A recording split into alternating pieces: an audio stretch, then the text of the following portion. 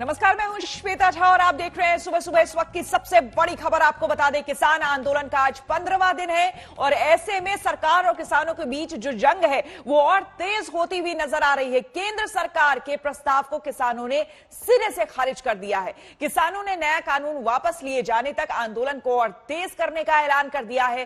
किसान अब दिल्ली को पूरी तरह से घेरने की तैयारी कर रहे हैं। आपको बता दें कि 12 दिसंबर को दिल्ली जयपुर हाईवे पर चक्का जाम करने की तैयारी हो रही है, जबकि 14 दिसंबर को देश भर में धरना प्रदर्शन किसान करेंगे। इस पर भी अगर सरकार नहीं मानी, अगर सरकार ने नहीं सुनी, तो बीजेपी के मंत्रियों और नेताओं के घेराव का भी प्लान है। किसानों का आंदोलन और तेज होने का अंदेशा अब बढ़ गया है। केंद्र सरकार भले ही किसानों को मनाने के लिए तमाम कोशिश कर रही हो, अपने कृषि कानून में सुधार और संशोधन को तैयार हो, लेकिन किसान हैं कि मानने को बिल्कुल भी तैयार नहीं है। किसानों ने अपना आंदोलन और तेज करने का ऐलान कर दिया है।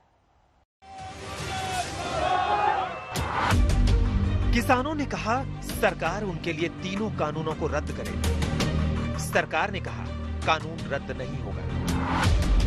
किसानों ने कहा हम इससे कम पर नहीं मानेंगे। सरकार ने कहा हम कानून में बदलाव के लिए तैयार हैं। किसान आंदोलन में शरीक हुआ हूं, तो उसमें मैंने हमेशा देखा है एपीएमसी के चुंगल से हमें मुक्ति मिले। यही तो देश के किसानों की मांग थी और एपीएमसी भी रहेगी। ये जो कानून है उसमें एपीएमसी भी रहेगी, एमएसपी भी रहेगा, सरकारी खरीद जो होती है वो भी रहेगी, और लेकिन दूसरी भी एक विंडो अपॉर्चुनिटी की किसान के लिए मिलेगी। जहां ज्यादा दाम मिलेगा वहां वो बेचेंगे। लेकिन किसान मानने को तैयार नहीं। उनको लगता है कि जिस हित और हक के लिए खुले आसमान के नीचे सियासी घमासान को तैयार है, उनका वो हक पूरा नहीं हो रहा है। जो ड्राफ्ट भारत सरकार ने दिया था वो ड्राफ्ट हमको मान्य नहीं है। 3 बिल हैं, मेन रूप से उनके बिल वापसी नहीं होते, ये आंदोलन जब तक जारी रहेगा। और चीजों पे जो होगी इसके बाद में बातचीत सरकार से होगी नहीं होगी, उनका नया ड्राफ्ट आएगा, उसके बाद में बात उनसे कब होगी वो आने वाले टाइम पे ही पता चलेगा। हम सब लोग साथ में हैं। संवाद की स्थिति में थोड़ा झुकना पड़ता है, थोड़ा रुकना पड़ता है, लेकिन यहाँ झुकने और रुकने वाली स्थिति दिख नहीं रही है। तो आगे क्या होगा? तो आगे अब किसानों ने आर पार वाली रणभेरी बजा दी। एक के बाद एक हम दिल्ली की सड़कों को जाम करते जाएंगे और पूरे देश में आंदोलन किस प्रकार से गतिमान हो उसके लिए सारे प्रयास किए जाएंगे। मगर जब तक 3 अध्यादेश निरस्त नहीं होंगे हमारी जंग जारी रहेगी। सरकार के साथ किसानों की 5 दौर की बातचीत हो चुकी है, लेकिन उस बातचीत में कुछ नहीं निकला। इसलिए उम्मीद थी कि जब सरकार कृषि कानून में संशोधन के लिए तैयार हो गई है तब शायद किसान मान जाए, लेकिन किसान झुकने को तैयार नहीं। उन्हें तीनों कृषि कानून रद्द चाहिए तो चाहिए, सरकार भले ही सुधारों की लिखित गारंटी दे रही हो। इसलिए सरकार के प्रस्ताव को देखने के बाद उन्होंने आपस में बैठक की और निकले तो इस विमर्श के साथ कि सरकार का प्रस्ताव सिर्फ एक दबाव है और उस दबाव में आने वाले नहीं। संघर्ष को आगे बढ़ाने का आज नए फैसले दिए हैं। किसानों ने न सिर्फ सरकार के सुधार प्रस्ताव को रद्दी की टोकरी में डाल दिया, बल्कि दिल्ली के बॉर्डर पर जमे आंदोलन को और बढ़ाने का ऐलान कर दिया। किसानों का पहला फैसला यह है कि जब तक तीनों कानून रद्द नहीं होते आंदोलन नहीं रुकेगा। दूसरा फैसला यह है कि 14 दिसंबर को बड़ा आंदोलन होगा, पूरे देश में धरना देंगे, जिला जिला धरना दिया जाएगा। तीसरा फैसला यह है कि 12 दिसंबर तक जयपुर दिल्ली हाईवे पूरी तरह बंद रहेंगे। चौथा फैसला यह है कि नए कानूनों के खिलाफ देश भर में रोज प्रदर्शन जारी रहेंगे। पांचवा फैसला है कि ज्यादा से ज्यादा लोगों को दिल्ली कूच करने को कहा गया है। और छठा फैसला यह है कि बीजेपी के विधायक, सांसद और मंत्रियों का घेराव करेंगे, बहिष्कार करेंगे। 14 तारीख को पूरे देश में धरने प्रदर्शन किए जाएंगे। धरने के साथ साथ ये दूसरी स्पेसिफिक जो दिल्ली के इर्द गिर्द के प्रांत है, उत्तराखंड, यूपी, पंजाब, हरियाणा, मध्य प्रदेश, राजस्थान, ये एक दिन के लिए दिल्ली चलो की काल देते हुए धरने लगाएंगे। दूसरे देश के जो हिस्से है साउथ इंडिया, वहाँ वो लोग 14 तारीख के बाद भी इन धरने प्रदर्शनों को जारी रखेंगे अनिश्चित काल के लिए। किसानों ने अपनी तरफ से अपना रुख साफ कर दिया है। लेकिन लगे हाथ बातचीत की एक गुंजाइश भी खोल रखी। वो हाईवे भले बंद कर दे, लेकिन सरकार से बातचीत और संवाद का रास्ता वो बंद नहीं करना चाहते। अगर सरकार द्वारा कोई प्रपोजल भेजती है तो उसके बारे में विचार करेंगे। किसान सड़क पर है तो सरकार भी अन्नदाताओं के लिए परेशान है। जब किसानों ने आर पार की जंग का ऐलान कर दिया तो केंद्र की हलचल और बढ़ गई। मंगलवार को इस मामले में डायरेक्ट एंट्री लेने वाले गृह मंत्री अमित शाह के घर कृषि मंत्री नरेंद्र सिंह तोमर पहुंच गए। साफ है कि किसानों की नाराजगी दूर करने में सरकार जुट गई है। श्वेता सिंह और हिमांशु मिश्रा के साथ अशोक सिंघल, दिल्ली, आज तक। सरकार ने किसानों को समझाने की कोशिश की और उम्मीद छोड़ी नहीं है। प्रस्ताव खारिज होने के बाद सरकार में मंथन जारी है। बुधवार शाम आपको बता दें कृषि मंत्री नरेंद्र तोमर अमित शाह से मिलने के लिए गए। उन्होंने मुलाकात की। सरकार ये चाहती है कि बातचीत जारी रहे, भरोसा बना रहे।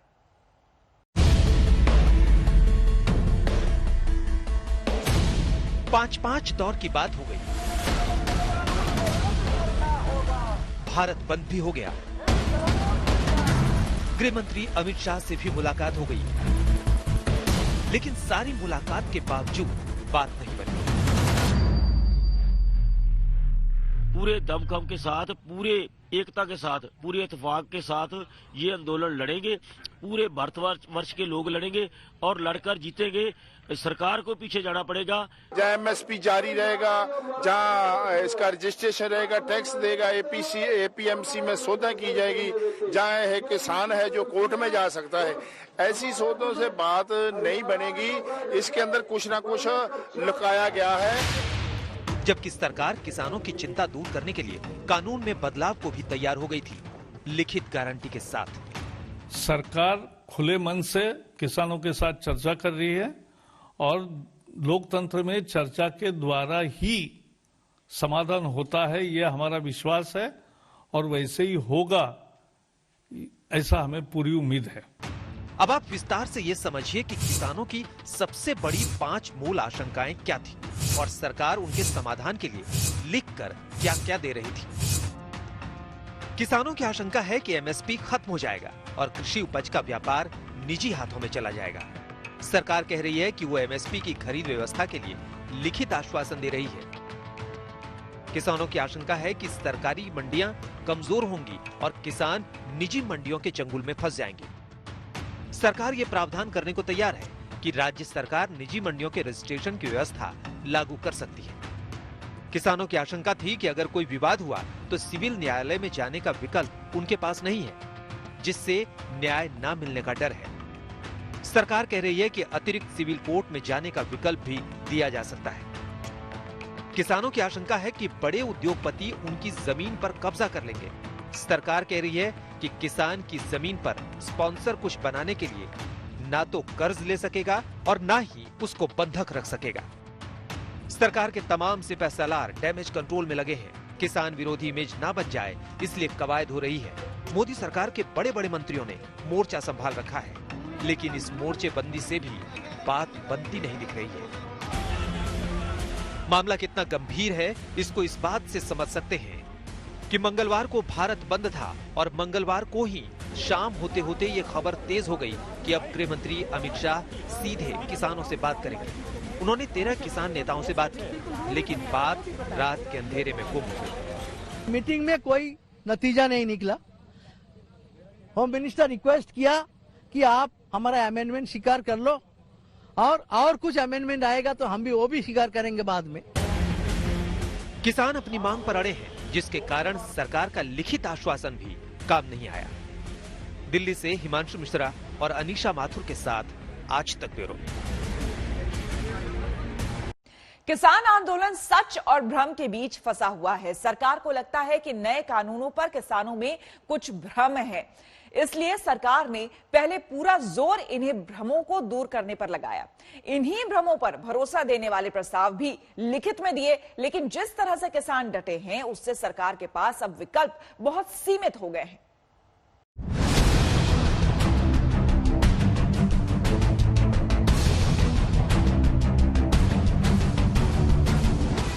टीम मोदी के लिए चुनौती बड़ी है। किसान नेताओं को कैसे मनाएं?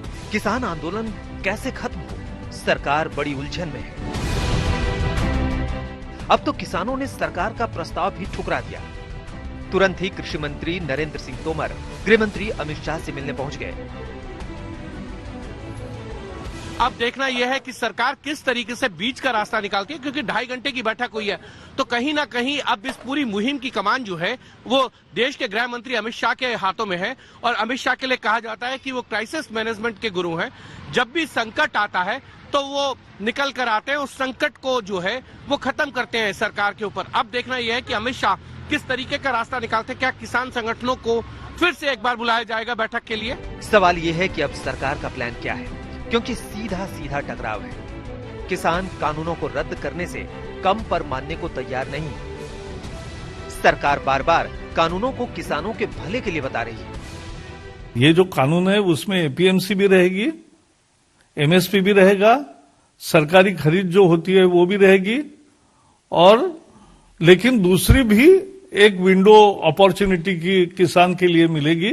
जहां ज्यादा दाम मिलेगा वहां वो बेचेंगे।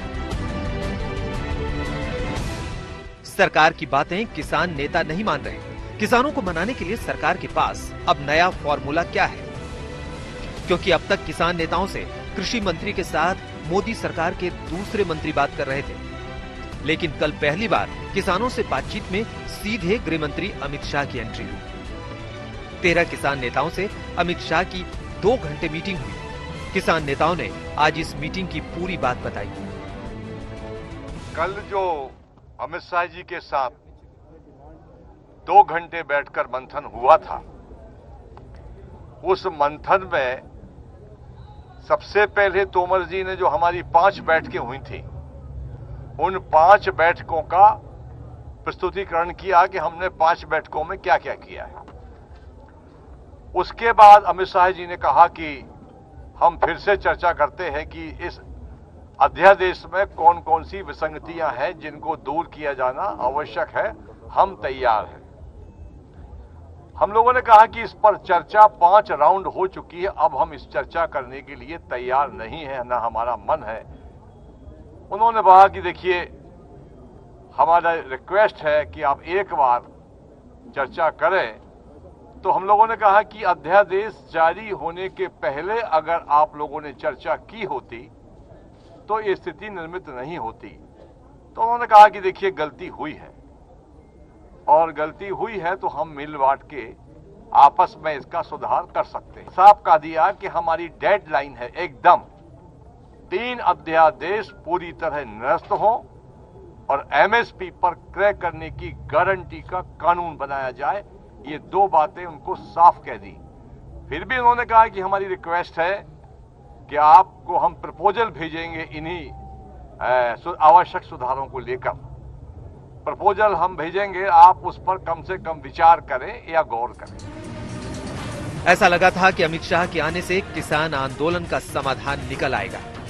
सरकार ने कोशिश भी की, कदम भी बढ़ाए, प्रस्ताव भी भेजा, लेकिन किसानों को ये पसंद नहीं आया। गतिरोध बहुत बड़ा है, क्योंकि अब तो बातचीत का भी रास्ता नहीं दिख रहा है।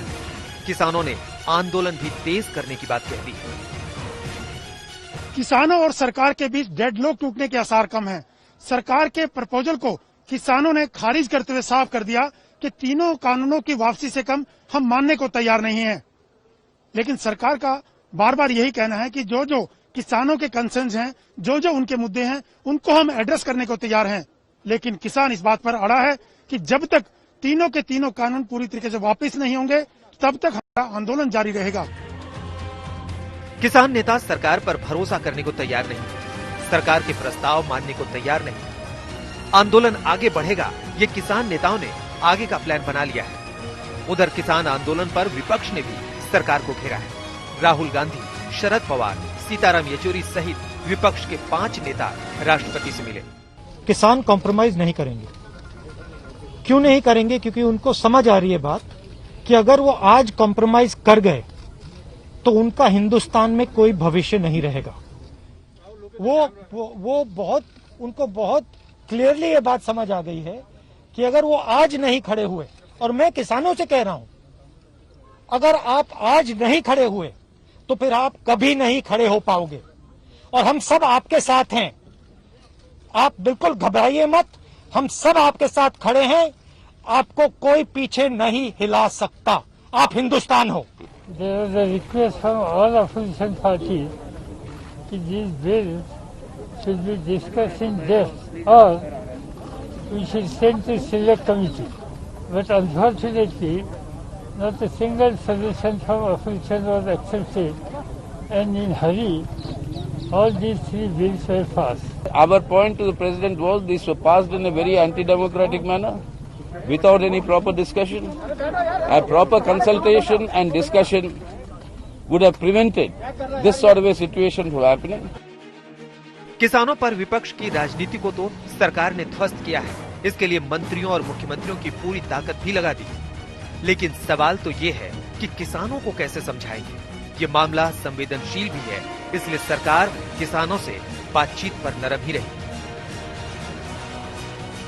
लेकिन दिल्ली को घेरने वाला आंदोलन जितने दिन चलेगा, सरकार की चिंता बढ़ेगी। ना तो किसानों की अनदेखी की जा सकती है, ना ही उन लोगों की जो दिल्ली को घेरने वाले आंदोलन से परेशान हो रहे हैं। किसान नेता जिस तरह से अड़े हैं, उससे सरकार के लिए मुश्किल बढ़ गई है। सिंघू बॉर्डर से अशोक सिंघल के साथ आज तक ब्यूरो। किसानों ने सरकार का प्रस्ताव सिरे से खारिज तो कर दिया। विपक्षी दल भी इस आंदोलन में अपनी भूमिका को लेकर फिक्रमंद है। 8 दिसंबर को करीब करीब सभी विपक्षी दलों ने भारत बंद का समर्थन दिया था।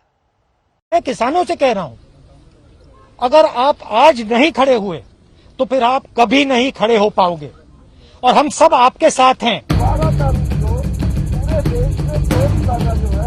एक तरफ किसान नेता सरकार के सुलह के प्रस्ताव को ठुकराने का ऐलान कर रहे थे, ठीक उसी वक्त विपक्षी नेता किसान आंदोलन और कृषि कानून से जुड़े मुद्दे पर राष्ट्रपति के सामने गुहार लगा रहे थे।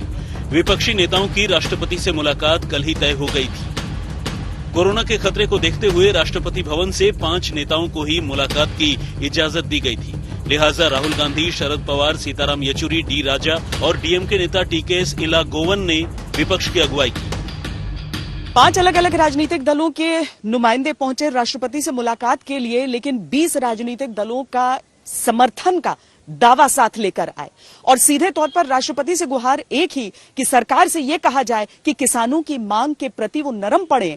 जो ऐसा कानून रहा जिस पर उनके अनुसार चर्चा उतनी नहीं हुई जितनी होनी चाहिए थी, उसमें परिवर्तन की आकांक्षाओं को लेकर। लेकिन इसके साथ ही एक बड़ा सवाल यह खड़ा हो जाता है कि चूंकि किसानों ने सरकार की मांग को खारिज कर दिया है, प्रस्ताव को खारिज कर दिया है, तो आने वाले दिनों में किसानों के उस आंदोलन में राजनीति की भूमिका क्या होने वाली है। विपक्षी दलों ने राष्ट्रपति को अपनी मांग की एक चिट्ठी सौंपी, जिसमें लिखा है, संसद में अलोकतांत्रिक तरीके से पास किए गए नए कृषि कानून भारत की खाद्य सुरक्षा को खतरा है, कृषि और किसान को नुकसान पहुंचाने वाले हैं। इन कानूनों से एमएसपी खत्म करने और कृषि पर पूंजीपतियों का कब्जा होने का आधार बनाया जा रहा है। आपसे निवेदन है कि भारत के अन्नदाताओं की मांगों को अनसुना न किया जाए। इन बिलों का लक्ष्य प्रधानमंत्री जी के मित्रों को हिंदुस्तान का जो एग्रीकल्चरल सिस्टम है वो पकड़ाने का है और किसान इस बात को बहुत अच्छी तरह समझ गया है।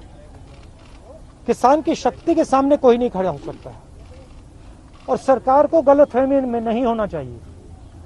सरकार को ये नहीं सोचना चाहिए कि किसान हट जाएंगे, डर जाएंगे। किसान, हिंदुस्तान का किसान डरेगा नहीं, हटेगा नहीं जब तक ये बिल रद्द नहीं कर दिया जाए।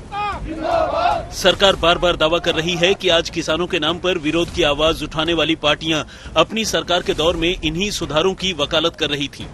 लेकिन विपक्ष तमाम आरोपों को दरकिनार कर सरकार को कटघरे में खड़ा कर रहा है। राजनीति का मिजाज यही है, मुद्दे वक्त के साथ बनते और बदलते हैं। दिल्ली से श्वेता सिंह और जितेंद्र बहादुर सिंह के साथ आज तक ब्यूरो। और आज दुनिया के सबसे बड़े लोकतंत्र के मंदिर यानी कि संसद भवन के लिए ऐतिहासिक दिन है, क्योंकि संसद भवन को अब एडवांस बनाने की तैयारी हो गई है। आज प्रधानमंत्री नरेंद्र मोदी संसद भवन की नई बिल्डिंग का भूमि पूजन करेंगे, जो कि 2022 में बनकर तैयार होगी।